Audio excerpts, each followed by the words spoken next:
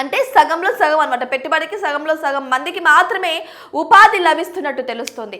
సరే, ఇది ఒక రకంగా గుడ్ న్యూస్ అనే చెప్పచ్చు. సో కనీసం ఈ 1518 మందికైనా ఉద్యోగాల కల్పన రాబోతున్నట్టు తెలుస్తుంది. సో ఇది నిజంగానే గుడ్ న్యూస్గా చెప్పచ్చు. ఈ విధంగా మంత్రులైతే చెప్పడం అయితే జరిగింది. అయితే ఈ సందర్భంగా ఆయన మాట్లాడుతూ మహేశ్వరంలో జేఎస్డబ్ల్యూ యుఏవి లిమిటెడ్ కొత్త యూనిట్, అంతేకాకుండా Toshiba transmission distribution system, gas insulative system gear, ఇక బుషింగ్స్ పరిశ్రమ, హిందుస్థాన్ కోకోకోలా బ్యావరేజెస్ కంపెనీలు ఏర్పాటు కానున్నట్టయితే వెల్లడించారు. సో ఈ 3 కంపెనీలు కూడా తెలంగాణలో ఏర్పాటు కాబోతున్నట్టు అయితే ప్రకటించారు. ఇంతకు అది ఎక్కడ స్థాపిస్తున్నారు ఏంటి అనేది ఇంకా పూర్తి వివరాలు అయితే తెలియాల్సి ఉంది. సో పెట్టుబడి విషయం బయటకు వచ్చింది, ఎంతమంది అన్ఎంప్లాయీస్కి ఎంప్లాయ్మెంట్ రాబోతుందన్న విషయం బయటకు వచ్చింది తప్ప అయితే ఇవి ఎక్కడెక్కడ స్థాపించబోతున్నారు అనేది ఇంకా క్లారిటీ అయితే రాలేదు. సో ఇది ఏదేమైనా సరే ఇది నిజంగానే నిరుద్యోగులకు గుడ్ న్యూస్ అనే చెప్పచ్చు.